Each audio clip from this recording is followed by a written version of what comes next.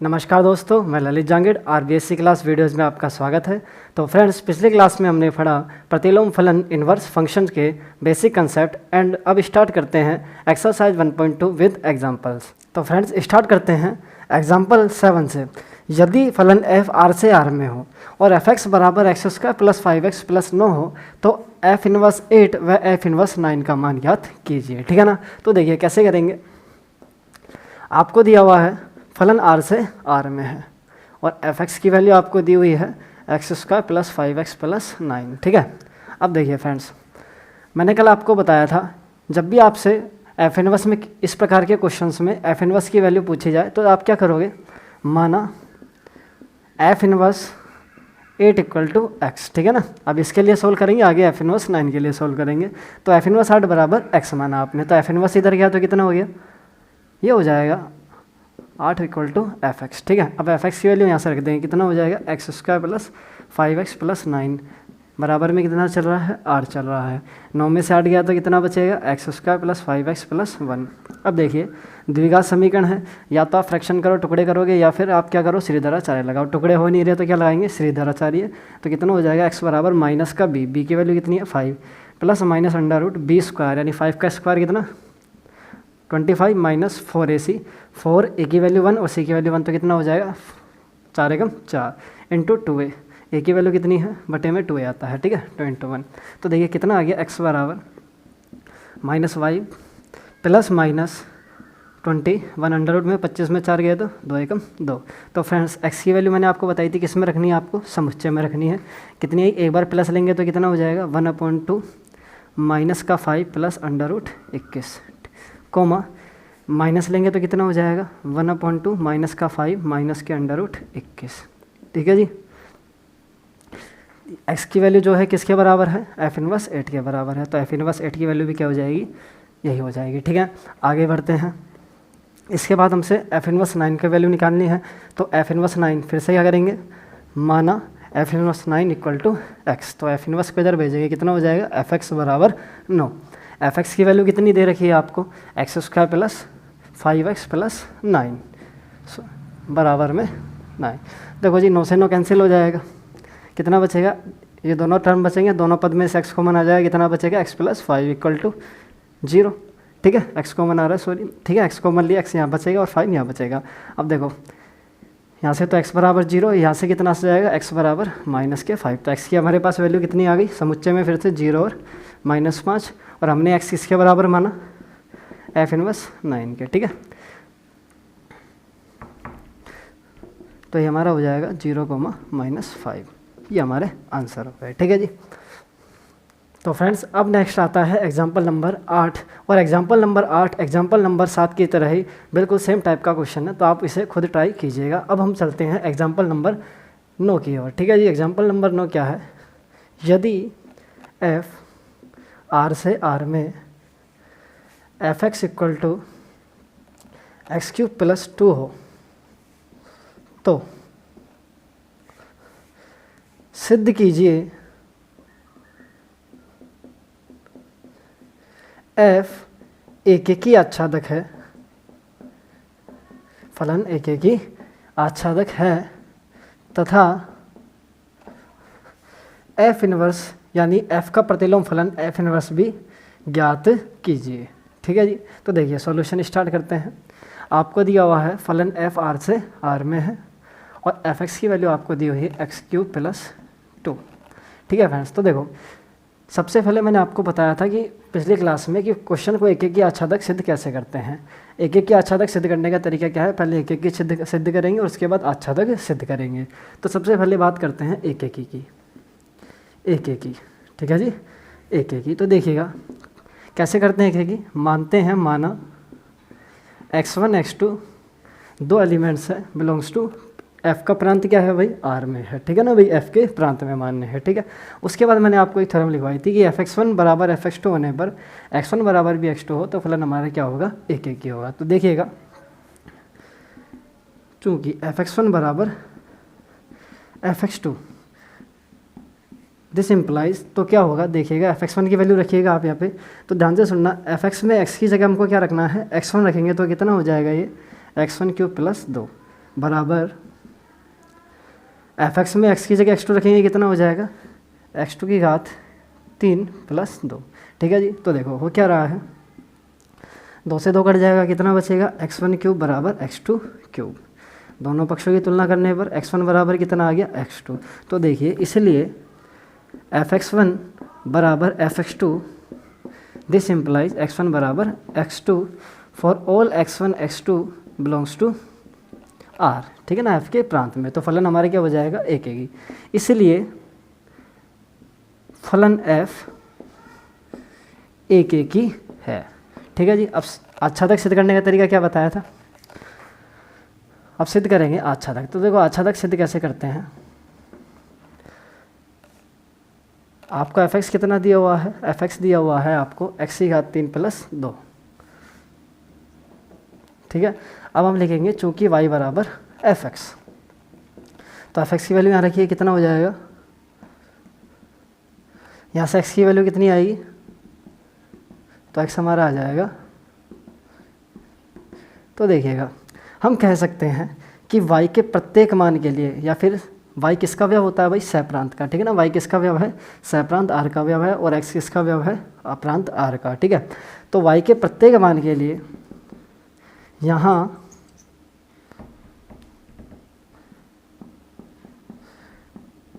y के प्रत्येक मान के लिए प्रांत R में पूर्व प्रतिबिंब विद्यमान है।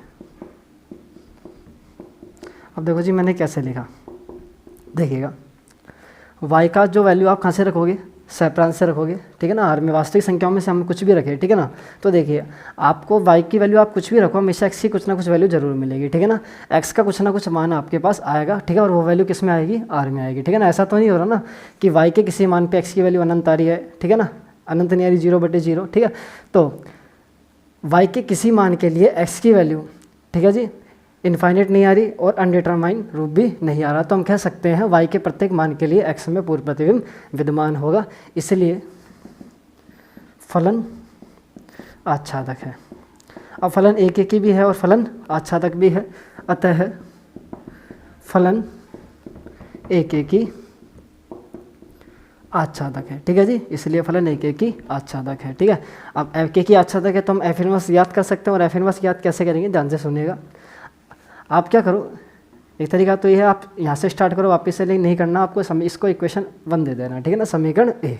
तो देखिएगा आप लिखोगे चूंकि y बराबर f(x), ठीक है, तो x की वैल्यू कितनी आ जाएगी, यहाँ से f को इधर लेके गए तो f इनवर्स y बराबर x आ जाएगा। ठीक है ना, f को इधर लेके आए तो f इनवर्स y बराबर x, और x की वैल्यू हम रखेंगे समीकरण 1 से। तो देखिए कितना आ जाएगा, f inverse y equal to x की वैल्यू हमने यहाँ से रखी, कितना आ गया, y-2 की घात 1/3। ठीक है, तो इधर लिख देते हैं। अब क्या करना है, देखिए जो हमारा फलन है इनवर्स फलन y के रूप में है, तो हम क्या करेंगे, y को x से प्रतिस्थापित करने पर,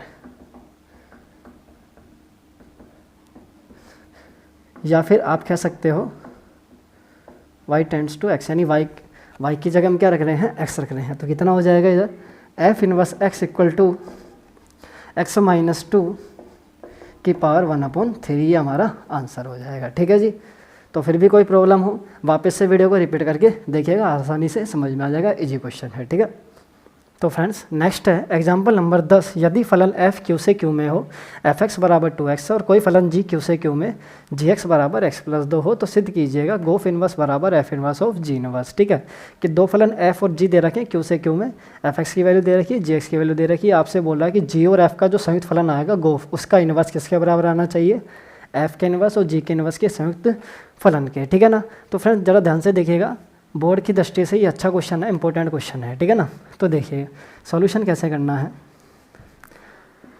यहाँ फलन f तथा g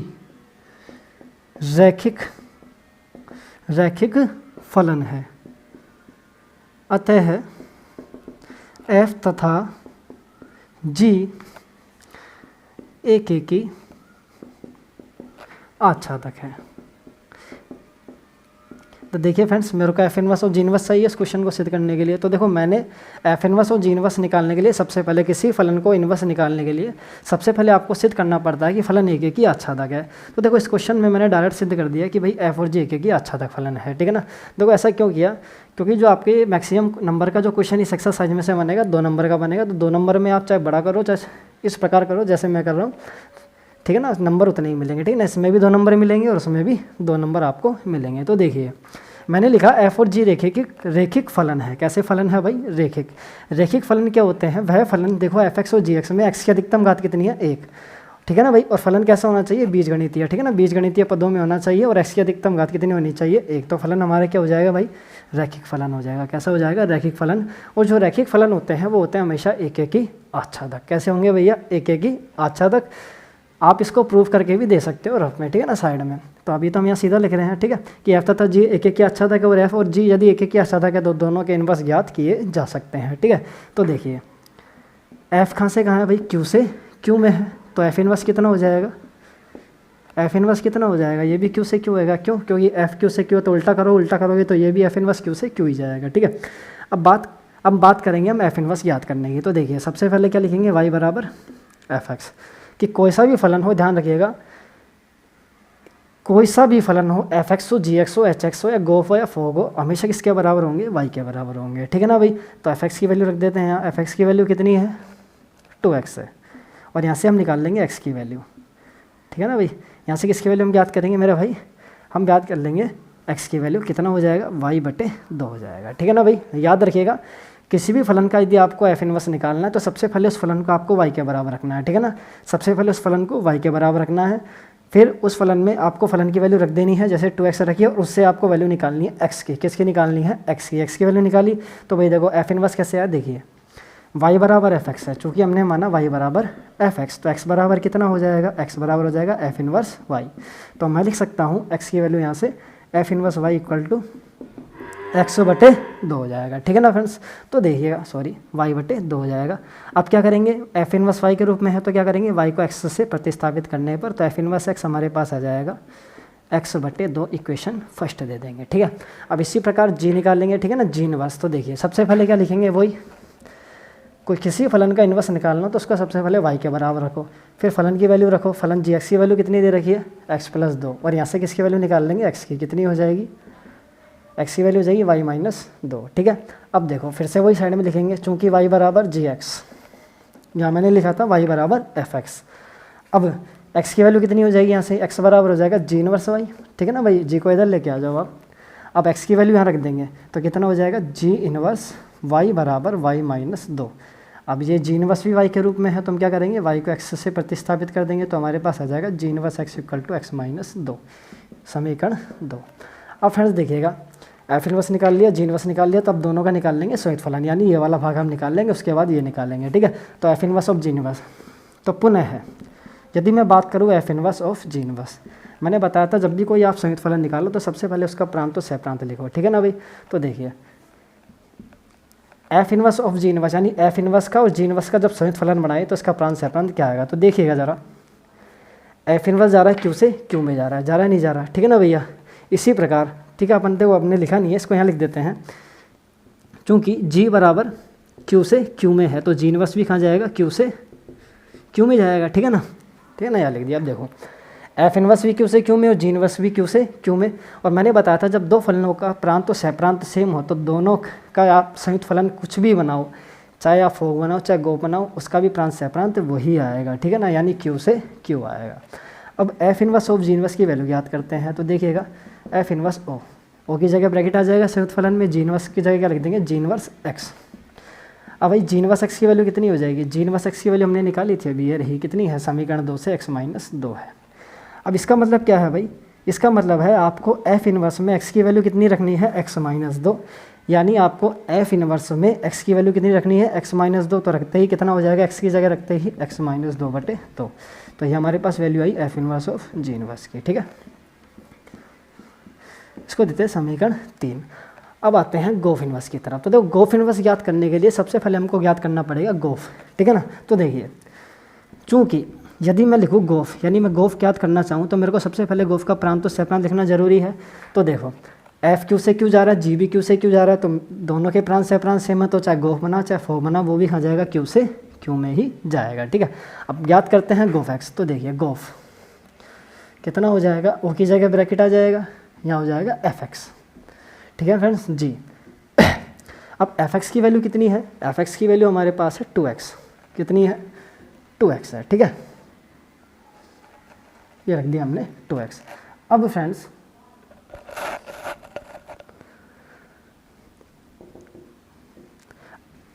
ये हमारे पास आ गया है g 2x। तो देखो इसका मतलब हो गया फलन g में x की वैल्यू कितनी रखनी है, 2x।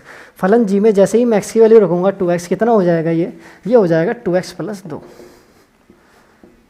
ठीक है फ्रेंड्स, तो हमारे पास आ गया गोफ x। अब लेकिन हमको क्या चाहिए, हमको चाहिए गोफ इन्वर्स। क्या चाहिए भाई, गोफ इन्वर्स। तो देखो मैंने बोला जिसका भी फलन, जिस फलन का भी आपको इन्वर्स ज्ञात करना है, आप उसको किसके बराबर रखो, y के। तो देखो माना, या फिर मानने की जरूरत नहीं, आप सीधा ले सकते हो, चूँकि y बराबर कितना होगा, गोफ x होगा। ठीक है, हो जाएगा गोफ x। अब आप क्या करोगे, फलन की वैल्यू रखोगे। गोफ x की वैल्यू कितनी है मेरे भाई, 2x + 2।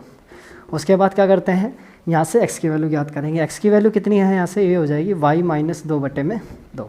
ठीक है भाई, y को इधर भेजा, y - 2/2। अब यहाँ क्या लिख देंगे, चूँकि y बराबर है गोफ x। ठीक है जी, y बराबर है गोफ x, तो गोफ का इधर लेके आए तो x बराबर कितना हो जाएगा, यहाँ से गोफ इन्वर्स y, और ये वैल्यू हम रख देंगे यहाँ पे। तो कितना हो जाएगा, गोफ इन्वर्स y बराबर y - 2/2।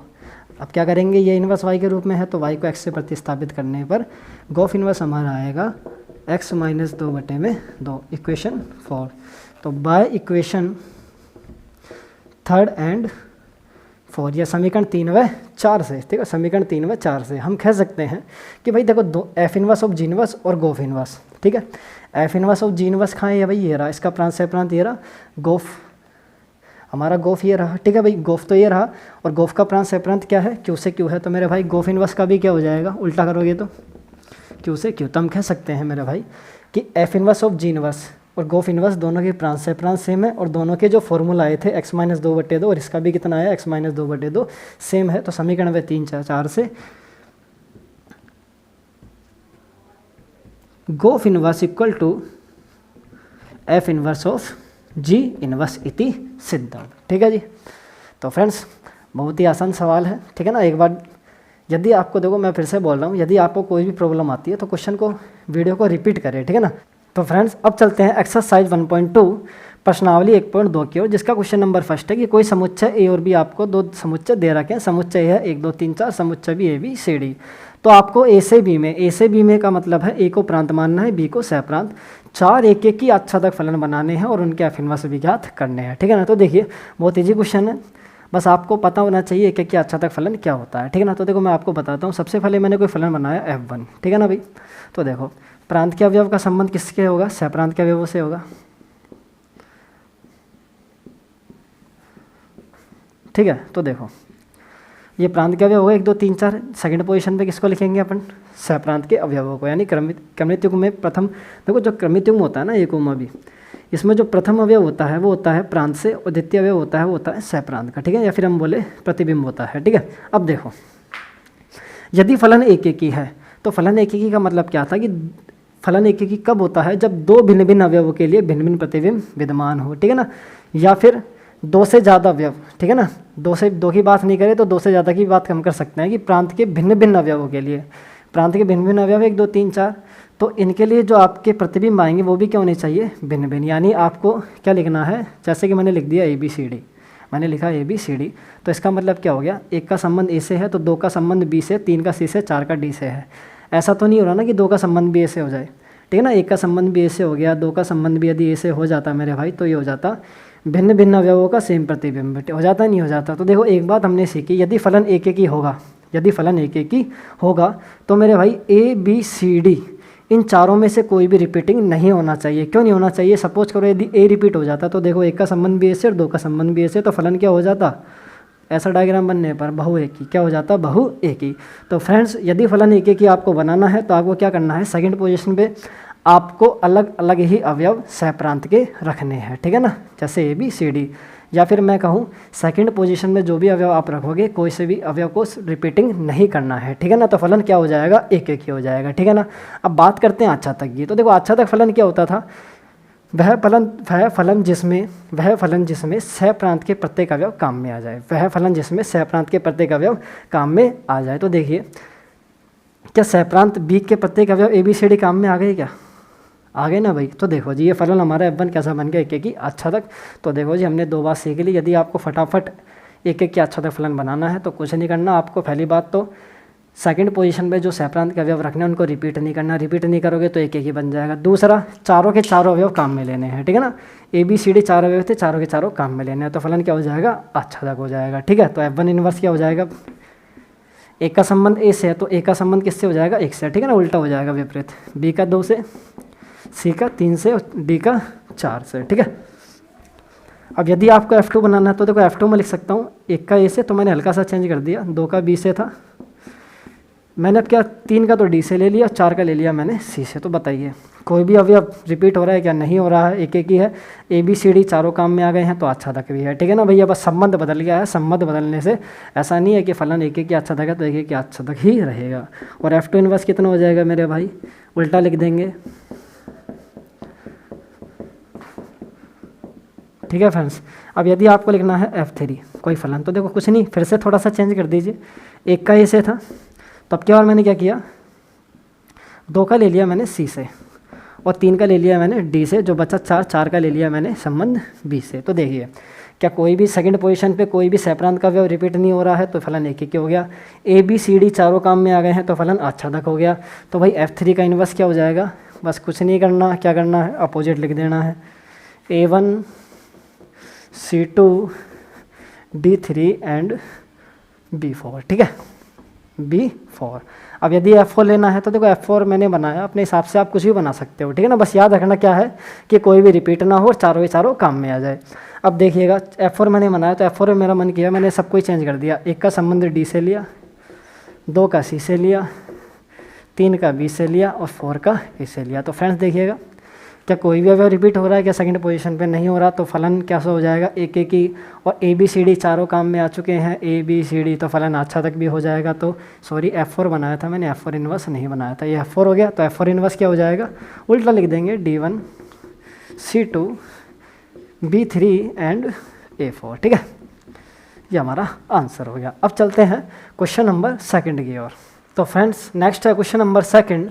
यदि फलन FR से R में fx बराबर x³ माइनस 3 कि कोई फलन वास्तविक संख्याओं से वास्तविक संख्याओं में परिभाषित है और फलन है x³ माइनस 3, तो सिद्ध कीजिए कि f इनवर्स विद्यमान होगा।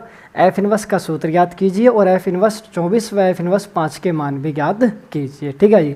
तो देखो सबसे पहले आपसे बोल रहा है कि f इनवर्स विद्यमान होगा, सिद्ध करना है। तो देखो f इनवर्स विद्यमान कब होगा, जब फलन एक एक की ओर आच्छादक हो या फलन एक एक की आच्छादक हो। तो फर्स्ट तो आपको प्रूव करना है कि फलन एक एक की आच्छादक हो। तो इस क्वेश्चन में आपको प्रूव करना है कि फलन एक एक की आच्छादक है। उसके बाद आपको f इनवर्स का सूत्र याद करना है और उस सूत्र से आपको x की वैल्यू 24 और 5 रख के f इनवर्स 24 और f इनवर्स 5 के मान ज्ञात करना है। तो देखो सॉल्यूशन स्टार्ट करते हैं। तो आपको फलन जो दे रखा है वो है R से R में, ठीक है, और आपका फलन fx है x³ माइनस 3। तो देखिए सबसे पहले हम क्वेश्चन को सिद्ध करेंगे एक एक ही, ठीक है जी। देखो एक एक ही करने के लिए मैंने क्या बताया था, माना हम दो अवयव मानते हैं x1 और x2 बिलोंग्स टू समुच्चय यानी प्रांत में, ठीक है ना। फलन f के प्रांत R में हमने दो अवयव माने x1 और x2, ठीक है जी। उसके बाद अपनी थ्योरम क्या थी कि x1 बराबर fx2 होने पर x1 बराबर भी x2 होना चाहिए। तो चेक करते हैं, fx1 बराबर fx2 इम्प्लाइज fx1 की वैल्यू कितनी हो जाएगी भाई, x की जगह x1 रखा दो, कितना हो जाएगा x1³ माइनस 3 बराबर fx2 की कितनी हो जाएगी x2³ माइनस 3, ठीक है, ठीक है, x2³ माइनस 3। उसके बाद -3 से देखो -3 इधर गया, +3, 3 से 3 कट जाएगा, कितना आ जाएगा x1³ बराबर x2³। दोनों तरफ यदि घनमूल लिया जाए या फिर तुलना करी जाए तो x1 बराबर कितना आ गया x2। इसलिए fx1 बराबर fx2 लेने पर हमारे पास आया x1 बराबर x2 for all x1 x2 belongs to R. ठीक है जी, तो अतः फलन हम लिख देंगे क्या होगा भाई, एक एक ही होगा। ठीक है, इसलिए फलन एक एक ही होगा। तो लिख देते हैं इस बात को, इसलिए फलन f एक एक ही होगा। ठीक है फ्रेंड्स, अब देखिए, अब उसके बाद सिद्ध करना अपन को आच्छादक। ठीक है, आच्छादक सिद्ध करने का तरीका क्या बताया था मैंने, सबसे पहले आप फलन को लिखोगे y बराबर एफ एक्स। ठीक है, और अब फलन की वैल्यू रख देते हैं एफ एक्स की, कितना हो जाएगा x³ - 3। ठीक है फ्रेंड्स, अब यहाँ से x की वैल्यू निकालेंगे तो देखो x³ बराबर कितना आ जाएगा y+3, माइनस चिन्ह को सामने रखेंगे कितना हो जाएगा y+3, तो x बराबर कितना आ गया y+3, यानी y+3 घात 1/3। तो देखिए अब हमको चेक करना होता है कि y के प्रत्येक मान के लिए x का मान आ रहा नहीं आ रहा। ठीक है ना, यानी y का मान खास से रखना है आपको सहप्रांत से, और x की वैल्यू हमें मिलेगी प्रांत से। तो सहप्रांत से y का प्रत्येक मान रखने पर यदि x का मान आता हो तो हमारा फलन क्या हो जाएगा भैया, आच्छादक। ठीक है जी, तो देखो यहाँ हमने देखा y का मान कुछ भी रखो आर में से। ठीक है ना, कुछ भी रखो आप, x का मान आपको जरूर मिलेगा, चाहे वो पॉइंटों में मिले, ठीक है भाई, चाहे कोई बड़ी संख्या मिले, हमेशा कुछ ना कुछ मान मिलेगा। तो हम कह सकते हैं y के प्रत्येक मान के लिए, y के प्रत्येक मान के लिए प्रांत a में, सॉरी a नहीं हमारा प्रांत है r में, पूर्व प्रतिबिंब विद्यमान है, पूर्व प्रतिबिंब विद्यमान है, अतः फलन आच्छादक होगा। अब फलन आच्छादक होगा तो फलन क्या हो जाएगा, फलन एक एक ही भी है और आच्छादक भी है, तो हम कह सकते हैं इसलिए फलन एक एक ही आच्छादक है, या फिर चूंकि फलन क्या हो गया हमारा एक एक ही आच्छादक, तो इसलिए f इनवर्स विद्यमान होगा। ठीक है जी, f इनवर्स विद्यमान होगा। ठीक है जी, तो एक बात तो यहाँ सिद्ध हो गई। ठीक है, अब आगे क्या करा कि भाई f इनवर्स का सूत्र याद कीजिए। तो देखो मैंने बोला था आपको जब भी आप एक एक ही आच्छादक सिद्ध करो, ठीक है ना, तो जब आच्छादक सिद्ध करो तो जो x की वैल्यू है उसको आप दे दो समीकरण 1। ठीक है ना भाई, समीकरण 1। तो देखो अब f इनवर्स का सूत्र कैसे याद करेंगे, f इनवर्स का सूत्र, तो देखिए मैंने बोला था जब भी f इनवर्स याद करना हम क्या करते हैं y बराबर एफ एक्स, और यहाँ से क्या करेंगे f को इधर भेज देंगे, कितना हो जाएगा f इनवर्स y बराबर x, हो जाएगा नहीं हो जाएगा, समीकरण 1 से x का मान रखने पर। तो समीकरण 1 से x का मान हम यहाँ रख देंगे, सीधा कितना हो जाएगा f इनवर्स y = y+3 की घात 1/3। अब देखो जो हमारा इन्वर्स है y के रूप में है, तो क्या करेंगे y को x से प्रतिस्थापित करने पर तो f इनवर्स x हमारे पास आ जाएगा x+3 की होल पावर 1/3। तो देखिए एक हमारा आंसर दिया आ गया। ठीक है ना भैया, हमने सिद्ध कर दिया कि फल f इनवर्स विद्यमान होगा, फिर f इनवर्स का सूत्र याद कर लिया। अब उसके बाद आपसे कह रहा है f इनवर्स 24 f इनवर्स 5 का मान ज्ञात कीजिए। तो सबसे पहले x बराबर कितना है 24 रखने पर, ठीक है, तो देखो कितना हो जाएगा f इनवर्स 24 + 3 कितने हो गए 27, यानी 27, और 27 क्या होता है भैया, क्या होता है 27 को मैं लिख सकता हूँ 3 की घात 3, ठीक है ना, 3 का क्यों, घात से घात कट गई, तो f इनवर्स 24 की वैल्यू आपके पास कितनी आ गई 3 आ गई। ठीक है, अब आगे चलते हैं, आगे हमसे आके उसके बाद क्या पूछा था, f इनवर्स 5 की वैल्यू पूछी थी। तो x बराबर 5 रखने पर, तो देखिए जैसे x बराबर 5 रखूँगा कितना हो जाएगा f इनवर्स 5, x की जगह 5 रखा तो कितना हो गया 5 + 3, 5 + 3 की घात 1/3, ये हो गया 8। 8 को क्या लिख सकता हूँ 2 की घात 3 की होल पावर 1/3, 3 से 3 कट गया, तो f इनवर्स 5 कितना आ गया मेरे भाई, ये आ गया हमारे पास 2। ठीक है, तो सारे आंसर हमारे पास आ गए। ठीक है जी, कोई प्रॉब्लम हो तो वापस वीडियो को रिपीट करके देखें। ठीक है, इजी सवाल था, आगे चलते हैं। तो फ्रेंड्स क्वेश्चन नंबर 2 के बाद आता है क्वेश्चन नंबर 3, और क्वेश्चन नंबर जो 3 है same to same question number 2 के टाइप का ही है, तो आप उसको स्वयं ट्राई करें, खुद करने का प्रयास करें। तो देखो क्वेश्चन नंबर 4 देखिएगा, नेक्स्ट आगे चलते हैं क्वेश्चन नंबर 4 की ओर, कि यदि कोई समुच्चय 1 2 3 4 है, समुच्चय भी 3 5 7 9, समुच्चय सी 7 23 47 49 है, और कोई फलन f a से b में है, f x की वैल्यू दे दी, और कोई फलन g b से c में g x की वैल्यू दे दी, तो गोफ इनवर्स और f inverse of g inverse का मान क्रमित रूप के रूप में ज्ञात करना है। ठीक है ना भाई, क्रमित रूप का मतलब जानते हो ना आप, वही a का b से, फिर b का c से, ठीक है ना, इस प्रकार। तो देखो कैसे करना है, हमने लिखा सबसे पहले फलन f, फलन एक f कहाँ से जा रहा है, a से b की ओर जा रहा है, और fx की वैल्यू कितनी है भाई 2x + 1 है, और फलन g जा रहा है b से c की ओर, और gx की वैल्यू कितनी है, gx की वैल्यू हमारे पास है x² - 2। ठीक है फ्रेंड्स, अब देखो हमको निकालना है गोफ इनवर्स, ठीक है ना भाई, क्या ज्ञात करना है, गोफ इनवर्स ज्ञात करना है। तो गोफ इनवर्स ज्ञात करने के लिए सबसे पहले गोफ निकालना पड़ेगा, क्या निकालना पड़ेगा, गोफ। तो देखिए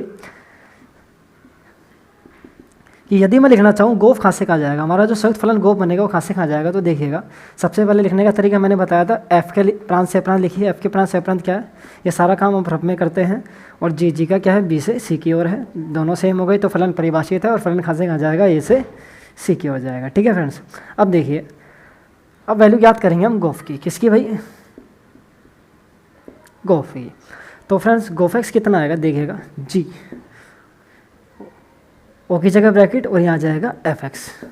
ठीक है, तो अब fx की वैल्यू हम रखेंगे तो कितना आ जाएगा, fx की वैल्यू देखिएगा कितना हो जाएगा 2x + 1। इसका मतलब क्या है, इसका मतलब है g में x की जगह अपन को क्या रखना है, 2x + 1 रखना है। तो जैसे हम रखेंगे कितना हो जाएगा 2x + 1, x की जगह रखा मैंने 2x + 1 का होल स्क्वायर -2। किसकी वैल्यू है ये, गोफ। ठीक है फ्रेंड्स, गोफ x की वैल्यू है ये। अब देखो, अब आपके गोफ इनवर्स ज्ञात करने के दो तरीके हो गए। देखो जी कैसे, या तो आप यहीं से आप गोफ की वैल्यू आप क्रमित युग्म के में निकालो, ठीक है ना भाई, क्रमित युग्म के रूप में आप गोफ वैल्यू निकालो, और उसका इनवर्स कैसे लेंगे भैया, क्रमित युग्म के प्रथम और द्वितीय जो अवयव है उनको आगे पीछे हम कर देंगे तो गोफ इनवर्स आ जाएगा। ठीक है ना, या फिर आप क्या करो, यहाँ से गोफ इनवर्स निकाल लो और एक्स की वैल्यू रख के आप अपना पूरा समुच्चय बना दो क्रमित युग्म के रूप में। तो देखो ज़्यादा आगे नहीं जा रहे, हम इजी रूप में करेंगे। देखो जो हमारा गोफ एक्स है उसका प्रांत कितना है भाई, ए है, तो गोफ एक्स में जो एक्स की वैल्यू रखी जाएगी कहाँ से रखी जाएगी, ए में से। तो मैंने रखना स्टार्ट किया, सबसे पहले रखा मैंने 1, कितना हो जाएगा 2 एकम 2, ठीक है ना भाई, 2 और 1 3, 3 का वर्ग कितना 9, 9 में से 2 गया तो भाई कितना आ गया 7 आ गया। 7 बिलोंग्स टू कहाँ है, 7 किस में है मेरे भाई, सी में है। यानी कहने का मतलब है ए में से वैल्यू रखी हो सी में आ रही है, आ रही नहीं आ रही, ए में से रखने पर सी में आ रही है। ठीक है, अब आता है गोफ 2। तो देखो एक्स की वैल्यू 2 रखी हमने, तो देखो कितना हो जाएगा 2 दूनी 4 और 1 5 का 25, 25 में से 2 गया तो कितना बचेगा 23, 23 भी है ना भाई सी में। ठीक है, इसके बाद आता है 3 रखा हमने, तो देखो 3 रखेंगे तो कितना आ जाएगा 3 दूनी 6 और 1 7, 7 का वर्ग 49, 49 में से 2 गया तो 47 यानी 47, ये भी किस में है भाई, सी में है। अब रखते हैं 4, तो देखो 4 रखेंगे कितना आएगा 4 दूनी 8, 8 और 1 9, 9 का वर्ग 81, 81 में से 2 गया तो 79 यानी 79, ये भी सी में है। तो देखो हमने देखा जो हमारा गोफ है उसमें 1 का संबंध किससे है मेरा भाई, 7 से है, 2 का किससे है 23 से है, 3 का है 47 से, और 4 का है 79 से। तो फ्रेंड्स मैंने देखा गोफ जो हमारा फलन था ए से सी में परिभाषित था। ठीक है ना भाई, अब इस गोफ फलन में हुआ क्या, एक तो जो सह प्रांत गोफ के जो सह प्रांत सी के जो अवयव है 7 23 47 79, ये एक भी रिपीटिंग नहीं हुए। ठीक है ना भाई, रिपीटिंग नहीं होने का मतलब मैंने क्या बताया था, फलन एक ही होगा। ठीक है, और सह प्रांत के सभी अवयव काम में आ गए 7 23 47 79, तो 7 23 47 79 सारे अवयव काम में आ गए, तो इसका मतलब फलन क्या हो जाएगा, आच्छादक। तो इसलिए जो हमारा गोफ एक्स क्या है, एक ही आच्छादक है। क्या है साहब, गोफ हमारा एक ही आच्छादक है। और यदि कोई फलन गोफ एक ही आच्छादक है तो हम गोफ इनवर्स सीधा लिख सकते हैं। ठीक है ना, कैसे देखो सीधा लिखने का सीधा हम बस एक ही जगह लिख सकते हैं, जब आपका गोफ आपके पास या आपके पास जिस भी फलन का आपको इनवर्स बनाना है वो फलन आपको क्रमित युग्म के रूप में मिलना चाहिए। तो आप उसका गोफ इनवर्स कैसे बनाओगे, कुछ नहीं, उल्टा कर देना, एक साथ है तो क्या हो जाएगा 7 1 23 और 2 47 3 और 79 4। ठीक है फ्रेंड्स, तो गोफ इनवर्स एक्स की वैल्यू आ गई आपके पास। ठीक है, अब किसकी वैल्यू याद करनी है, F inverse of G inverse की। ठीक है, तो देखो ये बहुत ईजी है, कुछ नहीं करना,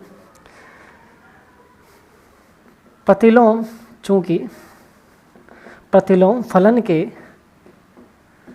गुणधर्म अनुसार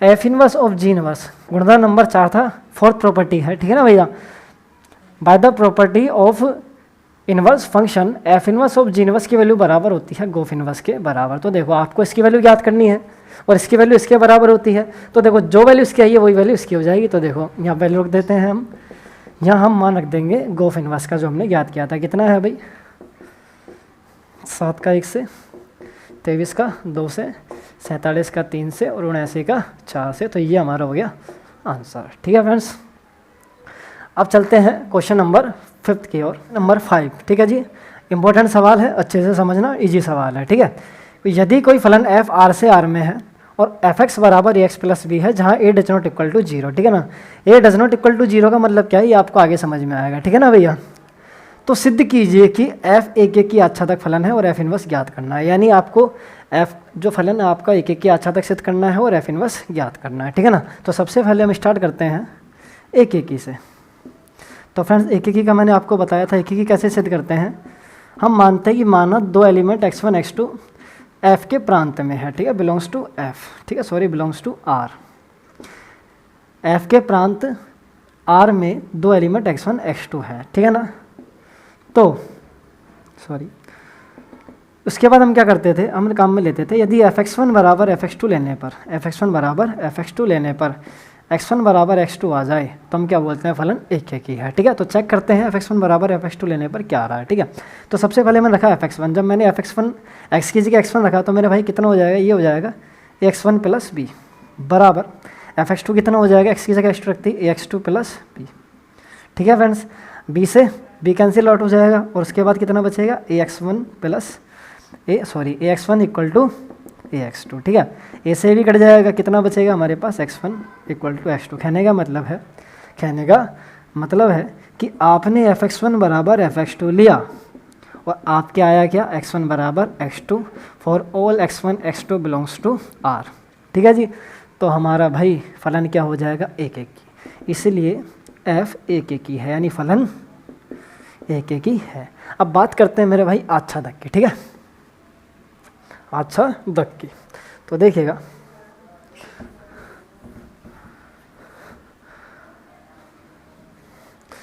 आच्छादक करने का क्या तरीका है, आच्छादक प्रूव करने का तरीका क्या है। देखो जी, मैंने आपको बताया था, ये भी आप है ना भाई, प्रत्येक सवाल में काम आ रहा है, लगभग हर क्वेश्चन में ये काम आ रहा है कि सबसे पहले हम क्या करते हैं, y बराबर एफ एक्स। ठीक है, फिर एफ एक्स की वैल्यू रख देते हैं, एफ एक्स की वैल्यू कितनी है, ए एक्स प्लस बी, और यहाँ से x की वैल्यू निकालते हैं, x की वैल्यू कितनी है, ठीक है, आ गई x की वैल्यू। अब देखो आपको समझ में आ गया होगा कि A does not equal to 0 क्यों नहीं था, क्योंकि sorry A does not equal to 0 क्यों था, क्योंकि यदि ए की वैल्यू 0 रख देंगे तो आपका x क्या आ जाएगा, इन्फिनिटी, और इन्फिनिटी आ गया तो फलन ही नहीं है। ठीक है ना, अच्छा तक तो बात की बात है, ये फलन ही नहीं होगा। ठीक है ना, x की वैल्यू इन्फिनिटी आ गई। तो अब देखो हम यह कह सकते हैं कि देखो ए तो डज नॉट इक्वल टू, ठीक है, या फिर आप लिखो y बिलोंग्स टू r तथा a does not equal to 0 के लिए, कि भाई y का मान तो r में है, ठीक है ना भाई, यानी सैपरांत का व्यवहार y, और a की वैल्यू 0 के बराबर नहीं है के लिए y के प्रत्येक मान का प्रांत r में या फिर प्रांत में पूर्व प्रतिबिंब विद्यमान है।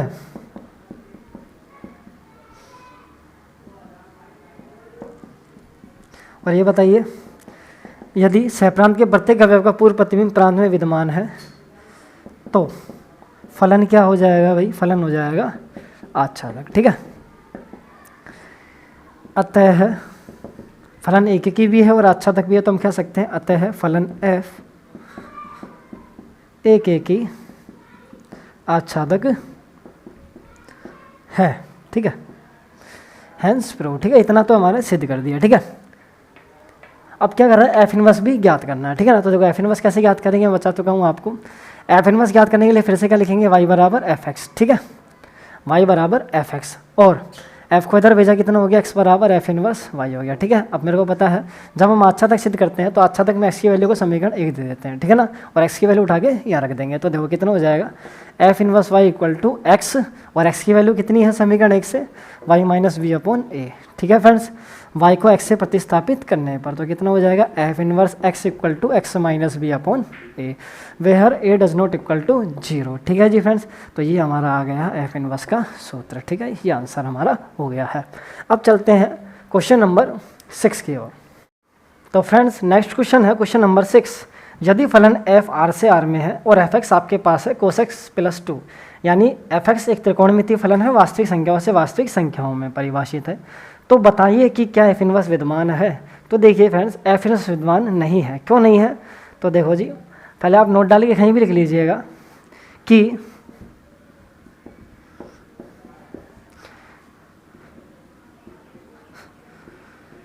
त्रिकोणमितीय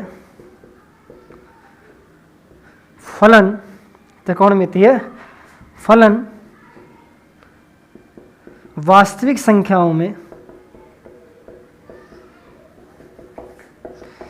एकेकी आच्छादक नहीं होते हैं। ठीक है जी।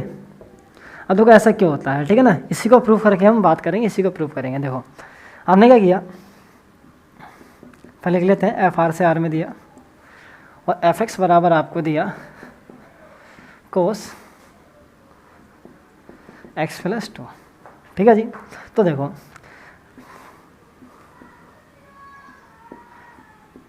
आर से आर में आपका फलन परिभाषित है। ठीक है, एक्स। तो देखो आपके आर में से मैंने 2 वैल्यू सेलेक्ट की, 0, चलो 3 वैल्यू ले लेते हैं, 0, 2 पाई और 4 पाई। ठीक है, तो देखो जब फलन में x बराबर 0 रखेंगे तो देखो कितना आएगा, cos 2। कितना आएगा भाई? cos 2। ठीक है, यदि 2 पाई रखा जाए, cos 2 पाई प्लस थीटा, यानी cos 360 प्लस थीटा कितना होता है भाई? cos थीटा होता है। ठीक है जी। तो 0 का संबंध cos 2 से, 2 पाई का भी, 2 पाई रखने पर भी cos 2 से आ जाएगा। ठीक है, और 4 पाई रखे तो 2 चक्कर कंप्लीट हो जाएंगे आपके ना पूरे क्वाड्रेंट के, तो कितने हो जाएगा फिर से cos 2। तो इससे भी कितना आ गया? cos 2। तो देखिए देखो और भी वैल्यू हो सकती है, पाई होगी और फिर कितना हो जाएगा? 3 पाई ले सकते हो आप। ठीक है ना। देखो पाई लोगे तो कितना आ जाएगा भैया? माइनस में चल जाएगा। ठीक है ना भैया, 3 पाई लोगे तो भी माइनस में चल जाएगा। ठीक है, तो देखो बात मैं सबकी नहीं कर रहा, मैं तो बस आपको इतना बताना चाह रहा हूँ कि इस फलन में क्या होगा, बहुत अवयवों का संबंध, जैसे 0, 2 पाई और 4 पाई, इन 3 अवयवों का संबंध एक से है, तो फलन बहु एकेकी हो गया। एकेकी कैसे हो गया? ठीक है ना, तो फलन हमारा एकेकी नहीं होगा, क्योंकि एकेकी में क्या होता है, दोनों तरफ एक का संबंध एक से होना चाहिए, और बहु एकेकी में क्या होता है, बहुतों का संबंध एक से। तो देखो बहुतों का संबंध एक से, तो फलन बहु एकेकी है, तो फलन एकेकी नहीं है। तो देखो जब फलन एकेकी नहीं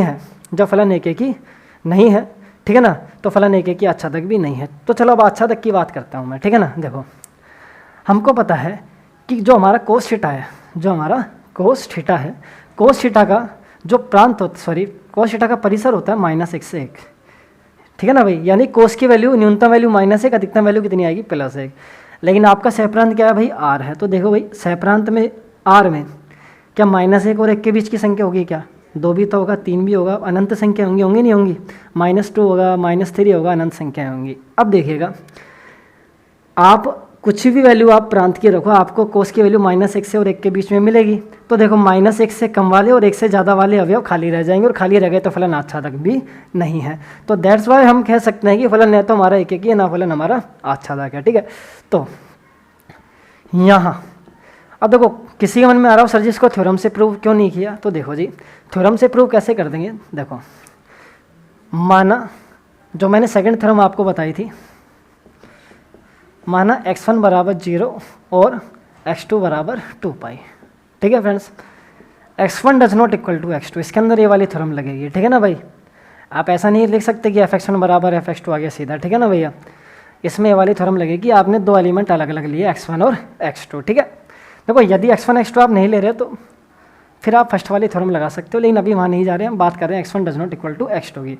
तो देखो इसके बाद मैंने बताया था x1 does not equal to x2 लेने पर यदि fx1 भी does not equal to fx2 आ जाए तो फलन एक ही होता है। लेकिन यहाँ पे हो क्या रहा है देखिएगा ज़रा,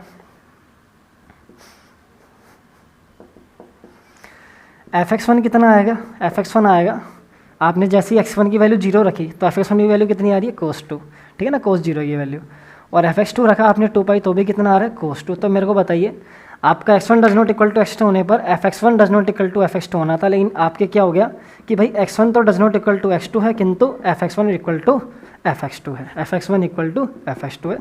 तो देखो यहाँ से भी सिद्ध होता है कि ये फलन एक ही नहीं है। ठीक है, तो अब देखो जी लिखने का तरीका क्या रहेगा, आप सीधा सा लिखोगे कि फलन fx बराबर कोस x प्लस 2। ठीक है, लिख देते हैं इसको,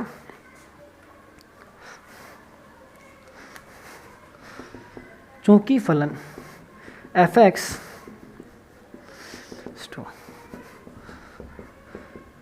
वास्तविक संख्याओं में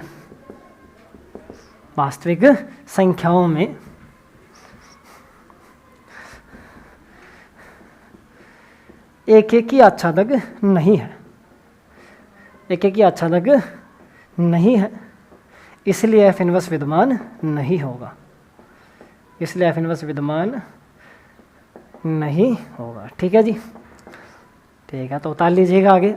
तो फ्रेंड्स अब आते हैं क्वेश्चन नंबर 7, एक्सरसाइज का लास्ट क्वेश्चन है कि एफ इनवर्स ज्ञात कीजिए यदि विद्यमान हो जबकि एफ हमारा ए से बी में है। तो देखो जी, इसके 3 पार्ट है क्वेश्चन के। फर्स्ट पार्ट है समुच्चय ए दे रखा है, समुच्चय बी दे रखा है, और समुच्चय ए से बी में फलन परिभाषित है, एफ एक्स की वैल्यू आपको 3x दी है। ठीक है ना भाई।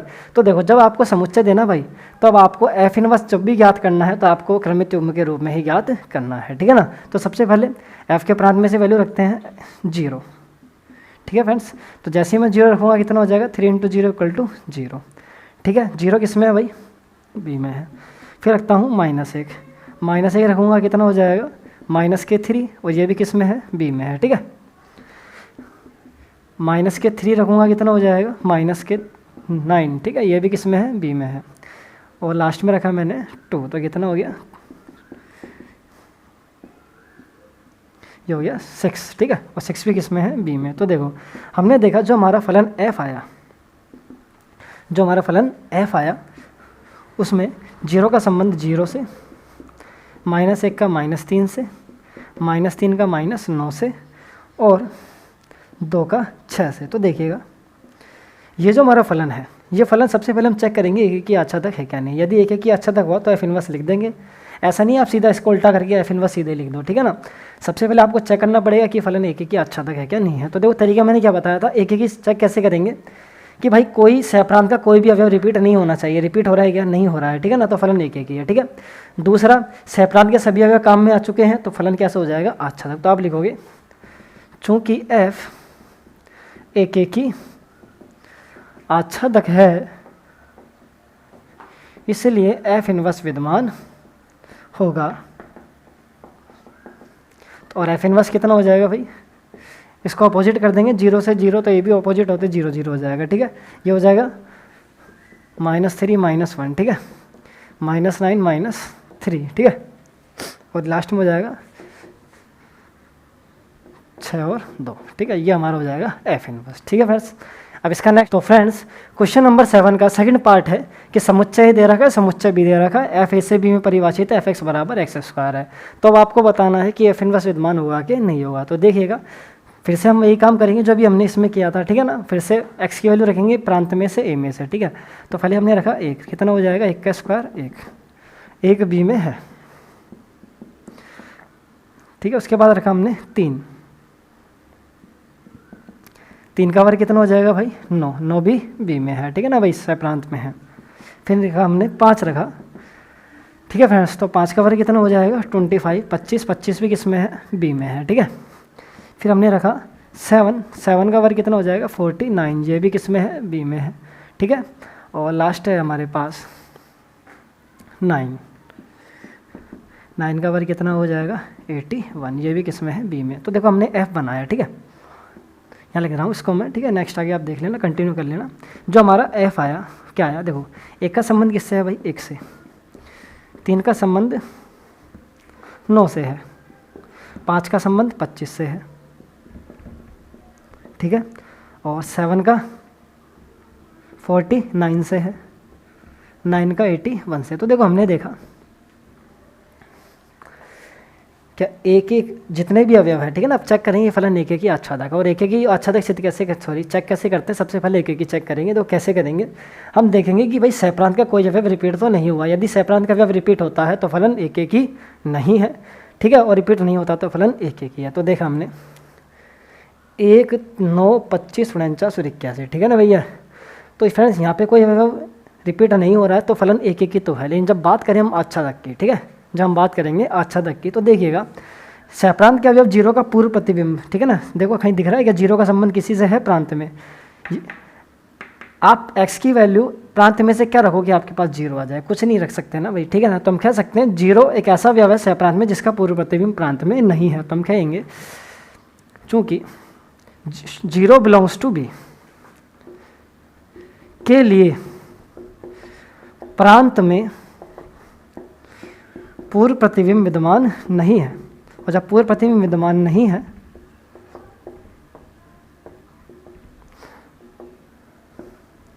तो फलन आच्छादक नहीं। अब देखो फलन एकीकृत हो गए लेकिन आच्छादक नहीं हुआ, इसलिए एफ इनवर्स विद्यमान नहीं होगा। ठीक है, ठीक है जी। तो friends number third, question number 7 का थर्ड पार्ट है कि a बराबर b बराबर r, एफ एक्स बराबर एक्स क्यूब, यानी आपका जो फलन a से भी जा रहा था अब a और b r के बराबर हो गए तो आपका फलन जाएगा r से r में, और एफ एक्स बराबर कितना है एक्स क्यूब। ठीक है फ्रेंड्स, तो देखिए अभी हो क्या रहा था, पिछले 2 क्वेश्चन में आपको समुच्चय दिए थे, ठीक है ना। अभी आपको समुच्चय नहीं दिया, आपको वास्तविक संख्याओं का समुच्चय दे दिया, ठीक है ना। आपको समुच्चय में वैल्यू नहीं दी गई है, तो आप इस क्वेश्चन को कैसे करोगे, जैसे क्वेश्चन हमने किया था, सेकंड क्वेश्चन किया था, थर्ड क्वेश्चन किया था, फिफ्थ क्वेश्चन किया था, ठीक है ना। तो सबसे पहले हम फलन को सिद्ध करेंगे एक एक ही, ठीक है। अब एक एक ही सिद्ध करने के लिए कैसे करेंगे, माना x1 x2 2 एलिमेंट्स है या 2 अवयव है प्रांत में, प्रांत क्या है r में, ठीक है। और fx1 बराबर fx2 लेने पर तो क्या होता है, दिस इम्प्लाइज fx1 की वैल्यू रखिएगा x1 cube equal to x2 cube, ठीक है जी। तो यहाँ से हम देखो वर्गमूल लेने दोनों पक्षों का, या फिर हम दोनों की तुलना कर दे तो x1 बराबर x2 आता है, तो हम कह सकते हैं इसलिए fx1 इक्वल टू fx2 लेने पर x1 बराबर x2 for all x1 x2 belongs to प्रांत r, ठीक है ना भाई, बिलोंग्स टू प्रांत r में, ठीक है। तो फलन क्या हो गया मेरा भाई, एक एक हो गया, इसलिए f एक एक ही है, या फलन हमारा एक एक ही है, ठीक है। अब बात करते हैं आच्छादक की। आच्छादक प्रूव करने का क्या तरीका बताया था, याद कीजिए, सीधा सा तरीका है y बराबर एफ एक्स, ठीक है। क्योंकि y बराबर क्या है एफ एक्स है, और x की वैल्यू निकालनी पड़ेगी, यहाँ से एफ एक्स बराबर कितना है x की घात 3 हो गया। अब यहाँ से x की वैल्यू कितनी हो जाएगी, y की घात 1/3 हो जाएगी, ठीक है। अब देखिए r में से y का कुछ ही मान रखो, आपको x का मान जरूर मिलेगा, मिलेगा नहीं मिलेगा, अनंत तो नहीं आ रहा ना, इनडिटरमाइंड फॉर्म आ ही नहीं रही, ठीक है। तो इस स्थिति में हम कह सकते हैं y के प्रत्येक मान के लिए, y के प्रत्येक मान के लिए सह प्रांत, ठीक है, सॉरी प्रांत में पूर्व प्रतिबिंब विद्यमान है, प्रांत में पूर्व प्रतिबिंब विद्यमान है।